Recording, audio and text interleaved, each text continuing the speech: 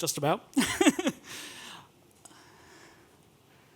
All right, so like the code.org team, App Inventor has been in the process of trying to unfork from our version of Blockly to the mainline Blockly. And so I'm going to tell you a little bit about that experience as well. And that really starts with the history of App Inventor and Blockly, which I think is a little bit unique, and I want to talk about that. What I call the Great Migration. And then, of course, one of the things we figured out or decided we wanted to do is make a lot of our features plugins so that other people would benefit from the work we've done. And then lastly, I'll end with a couple key takeaways. So, Blockly and App Inventor. So in the beginning, App Inventor was actually a Google project. It was not at MIT. It began at Google Labs. Mark Friedman was the technical lead at the time and co-founded it with Hal Abelson, the PI at MIT, who now runs the project. And when it started, it used a Java-based block coding environment called OpenBlocks that was developed at MIT. Neil Fraser, who is the creator of Blockly, saw this and decided that this was no good. And started working on a JavaScript-based block editor, which we now know as Blockly. And if you're interested, there's a YouTube link there when you get the slides later that goes to his retelling of this story, which is quite entertaining, but I won't play it for you now. And then ultimately, Google killed off Google App Inventor. It moved over to MIT, but Blockly remained at Google and has developed into the library that we all know and love. But because of this, App Inventor has a lot of baggage with Blockly because it was the first Blockly project. So I went back through the history a little bit more, and the first copy of Blockly appeared in the App Inventor source tree in 2012. And back then, Blockly was not even in Git, it was in Subversion. So every commit references the Subversion ID that it came from. Of course, we don't have any access to the Subversion content anymore. And then the first version of App Inventor that used Blockly publicly was released in 2013, and that was called App Inventor New Blocks. Today, we refer to it as AI2. A huge update occurred in 2014, which eventually diverged from the Blockly source by only 400 lines, which isn't terrible. I had the privilege, if you can call it that, of doing an update in 2017 after I joined App Inventor. That ended up having to reconcile 2,500 lines of code across 94 files. And then we decided a couple years ago, and also at the behest of the Blockly team, to start working on trying to unfork. And so this original effort started in 2021, where we started thinking about what plugins would we be able to pull out of App Inventor to be able to separate them, because we had a lot of changes to core. And then we began a full-scale effort in 2023 with the help of Becca Westberg. Mark also helped with this, and the three of us really worked hard to try and separate out. And some of the key features we pulled into Blockly Core. And then we were beta testing at the end of 2024, and the official release on what is Blockly v10 now came out in January. Now, the thing with App Inventor, at least as far as we're concerned, is we are very big on backwards compatibility. We try very hard, because we have a lot of novice users, we do not want to break them. So we have 24 million users. They've made collectively 119 million projects, and at least 8 million of them have compiled their app at least once to install it on their device. When we talk about Blockly now with App Inventor, that translates into 169 million workspaces that we want to continue to work after we do an update. And in addition to that, we have about 3 million backpacks, which of course are also Blockly workspaces. So collectively, we're looking at 172 million objects that we want to continue to work after we update. And so that is a big ask for us. So let's get started. How do we migrate off of our fork and onto Blockly main? So we did it the most naive way possible in some respects, but in some ways the funnest way possible. Let's just switch and see what happens. Of course, everything broke. No surprise there. And And then we had to start working through and resolving all the various monkey patches and features that we had patched into Blockly over the years, and then eventually do the cleanup, which I know seeing those red PRs is also very fun. So it's a big sledgehammer. Take the sledgehammer to it and see how it works. And I, again, want to thank Becca for all the work she did helping us pull this thing apart and try to figure out how to make it work with Blockly 10. So when we went back and looked at it, it wasn't terrible when we looked at Blockly core. We had only 745 changes, 198 deletions across 25 files. So this wasn't too bad. And this is based on the core fork. But we had a whole ton of changes in the App Inventor repository that were patched on in overwriting behaviors in core Blockly to make App Inventor work. And so that ended up being almost 7,000 lines of additions and 12,500 lines of deletions across 148 files. So that was a very large PR.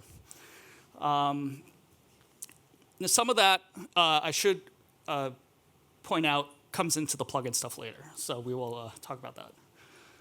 Overall, we're talking about 20% of the lines added, a third of the lines were deleted from our version of the Blockly editor. So this was a huge, huge undertaking, which means, of course, lots and lots of testing. So, but the important part is that we were really excited about bringing this all into the plugin ecosystem. This was one of the two major reasons we wanted to update plugins and accessibility. Of course, we're excited about the new keyboard navigation plugin.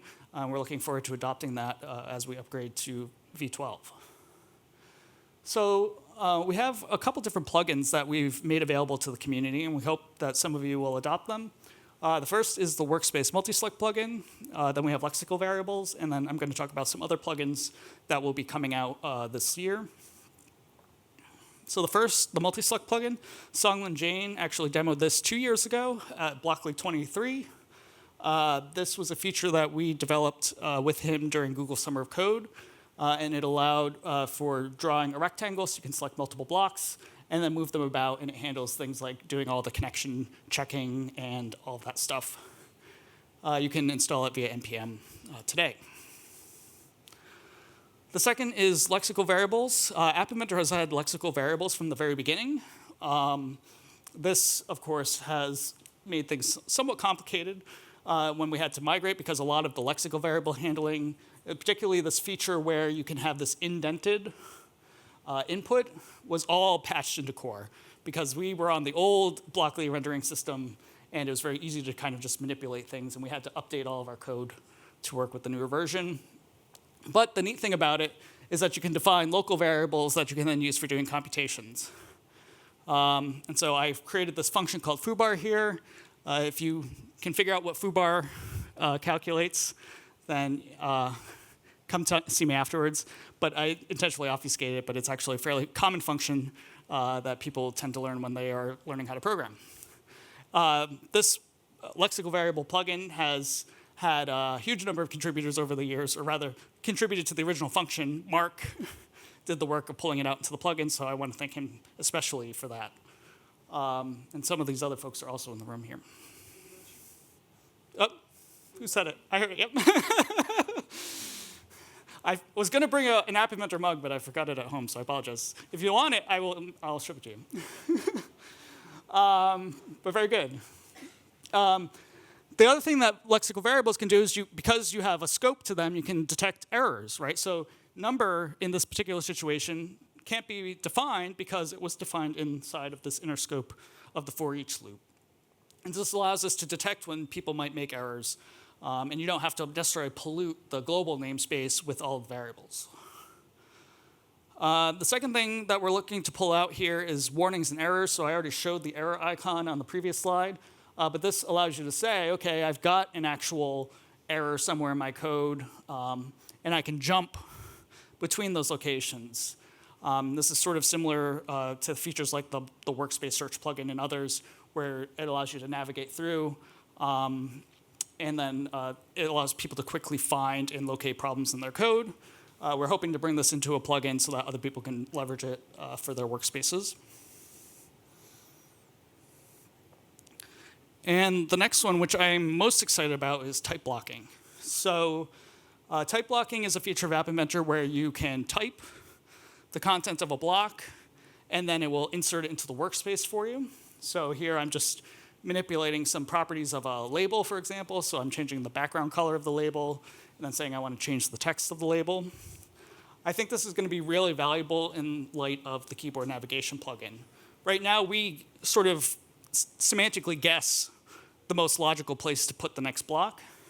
But once you have a cursor, and you can navigate around the blocks, then we even have a better idea of where to place content as you go, and so you can very quickly insert without having to jump back to the toolbox every time you need a new block.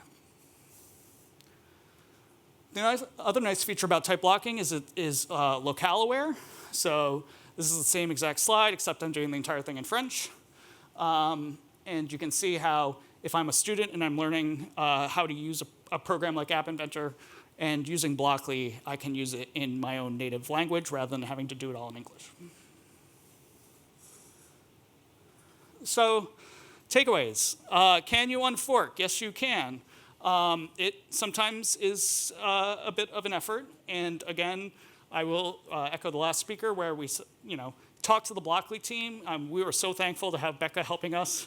And I know a number of the other Blockly team members have been helping other projects as well. It is a huge undertaking for a lot of us, and they're very helpful. So I envy some of you who are just starting with Blockly because you don't have to worry about this. There's a lot of technical debt in some of these projects, and it is hard, but definitely do it. It's worth the effort. We love the collaboration amongst all of the Blockly projects. We have benefited on the App Inventor team so much from the community, and we're extremely thankful for all of the ideas that we get from each of your projects. We've been happy to pull in plugins that others have published to make App Inventor better, and because of that, we're really looking forward to sharing our wealth and give all of our plugins back to the community so that hopefully all of you can benefit from the things that we've learned developing App Inventor over the last 15 years. And with that, looks like we are going to be breaking for lunch, unless you have questions. Time for one or two questions for lunch. Okay. Yes. I don't envy the PR review process on these. Can Yes. you sort of go through what one of these PR reviews was like, and what the type of work had to go into that review process? Sure. Now, I'm a bit weird because I also review my own PRs. If you're a masochist, then that's great. No, I can go and pull it up, but yeah, it was definitely around 12,000 lines of removed changes over the course of this whole thing. Part of it was when I was doing the incremental work was keeping track of all that. So it's not like it's just one commit. Having the breaking down and having multiple commits is very helpful. A lot of it more is coordinating the testing process. So at least with App Inventor, we have access to a large number of students at MIT who we can ask to help us test a lot of this stuff. And so we do have like a formal testing matrix we put together with them to try out different things and verify when things were breaking. Of course, we lack a lot of automated tests, so if you've been able and willing to create those tests, then you're probably better off.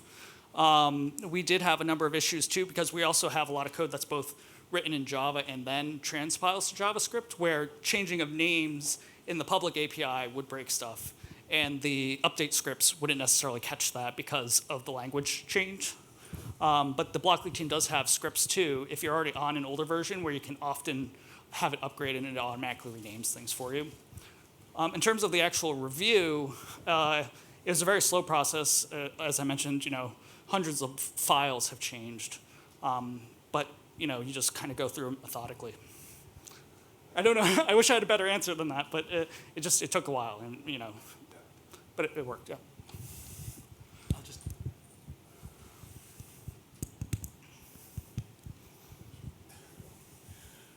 And I just want to say, sort of for full disclosure, like, we didn't go through a situation where, like, there were a lot of small PRs over time as we each did things. Evan and I think, had a lot of trust between us for a lot of things. There was a review of the big thing, but that can't catch everything. So there was a lot of reliance on testing to make sure that it actually made sense. Right. Does that seem fair, Evan? Yeah, and I will reiterate, this was a process over the course of a year. And so the reason why I review my own PRs like that when they're big is because sometimes I don't remember why I made a change. But because I'm the closest person to it, I can look and say, wait a second, why did I do that? Right, and it helps as a refresher because the other members of the team reviewing the PR may not recognize that this is a potential issue because they haven't been as close. But for me, at least, I find that it's helpful to redocument some of the changes I had to make because if I'm confused why I did something, that's definitely not helping the rest of my team, right? So I need to be clear about it, and that's. Put the comments in the code while you're doing the PR, or do you put it in the comments of the PR? I will usually update if it's unclear. I'll update the code itself. It may have been clear at the time, right? But if the time was 9 months ago, then it may not be clear now. So that's a big challenge. Yeah. Okay. Let's eat.